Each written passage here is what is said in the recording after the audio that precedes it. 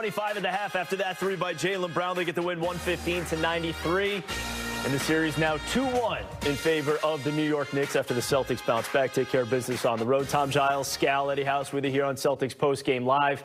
Tatum-Pritchard leading the way for the Celtics with 23 points, a playoff career high. Jason Tatum, 22. Scal, what did you like most about this response? I mean, the ball movement and obviously knocking down threes. I didn't think the Knicks played relatively hard today, and I think we did a good job when we were up of not giving them any life to get back in. They made some token effort to get back into the game, but today it was our night. You could tell by the three-point shooting. Yeah, I thought we was locked in defensively. You know, I thought we bounced around. We played as hard as we could. We played with controlled desperation. And what I mean by that is that you're desperate, but you're not out there so desperate to where you're getting outside of your body. And, Scal, you said something earlier in pregame where you was like, it's one of these guys' games. The star's got to be the star. But this was the Tatum-Pritchard game. We could look back and say, when we win this series, this was the Tatum-Pritchard game. He was the guy that put us over the top. Supporting cast in general, too. I mean, Derek White, 17 points. He was big in the third quarter. Kristaps Porzingis, even in the limited role, had a few block shots coming off the bench. Al Horford was good.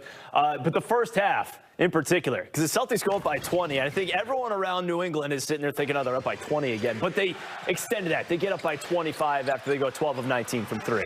Yeah, I mean, no team is going to be able to compete with us when we're shooting like that. So if you just piece together some stops, some ball movement, and you make shots, and look at the shots that we were making, like you're going to win this game. New York, one thing about New York, they're not a good rotational team. So if you put them in rotation, they're not going to get where they need to get. Look at that right there. That's a wide open shot. That's a practice shot. Those are phone shots. That's what you do when you in the gym by yourself or with a shooting coach. But I thought it all started with our defense, our effort, our energy that we started off the game with. That's where it started at. Once that happened, then the floodgates was open. I bet you we had less open and wide open shots than we did in any of the previous games.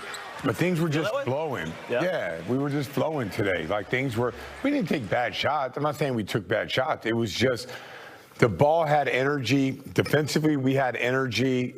We never got bogged down. I mean, at the end of the game, we're waiting for the clock to expire. Forget that. When we built a 25-point lead, we never got bogged down. We were surging. We were attacking. We were getting the space. We were cutting hard. When we do that, you're going to make contested shots. They're all the shots at a rhythm. I don't care what second spectrum says, wide open, not wide open. Today, we took good shots. They were up 36-20 at the end of the first quarter as well. So it just got right on top of the Knicks right away. And let's take a look at some of those three-point shots that you're talking about there, Scal. And this, all this video of the threes presented by TD Bank, America's most convenient bank. Eddie, they got good looks, and they were hitting them 20 of 40 overall for the game. Yeah, they took advantage of the way that the Knicks were guarding. They were in a drop coverage, especially with Karl-Anthony Towns. A lot of the times, when they were running that pick and roll, that's a tough shot by Derek White. But when they were running pick and roll with Karl-Anthony Towns, he was in that drop coverage every single time, and they were just taking advantage of that. Right there, you see how much he was trailing, draw two to the ball, kick it to the corner. He has to rotate. I'm telling you, the Knicks are not a great rotation team. So if you move the basketball, but it all starts again on the defensive end. You move that. You start on the defensive end with locked in, and you start moving the ball offensively, you're going to get easy shots. It always surprises me that the Celtics don't play a certain style, great play right there by Holiday, where they're always constantly, they should always be drawing to, moving the ball, drawing to, moving the ball. And when we play that ISO style at the end where we blew the two 20-point leads, we never drew to and moved the ball. So I think when we're at our best is when we're drawing to, right? And so that's the Celtic formula, great spacing, draw to, move ball, put the other team in rotation, and find an open look. I'm telling you, I'm looking at it. I don't think we had as many open looks, but I think we had rhythm shots. And Eddie will tell you, if Eddie knows that pass is coming to me, and he knows I'm going to swing it, he knows that he's going to get that shot. It doesn't matter how close the defender is. He's going to make that shot because he knows it's coming in rhythm. Today we had a good rhythm. When we blew the leads, we didn't have rhythm on any of those shots. They were open, but they were non-rhythm shots. Tonight, rhythm shots throughout the game. All right, and as a result, again, the Celtics going 20 of 40 from three, 50% after shooting 25% from three in the first two games.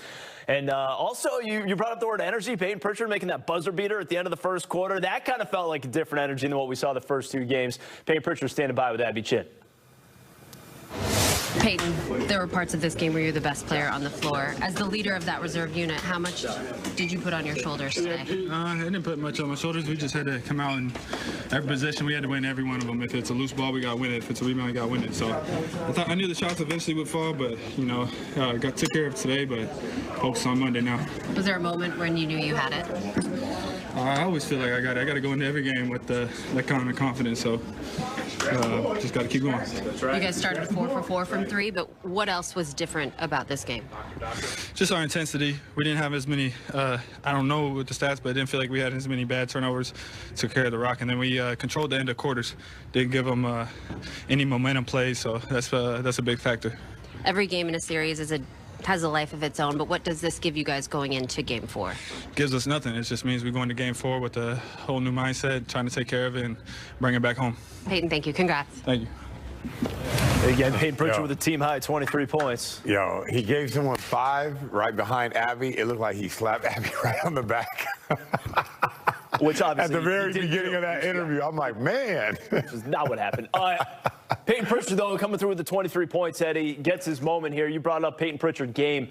Just what did you see in particular from him tonight or this afternoon that was maybe different from the first couple of games?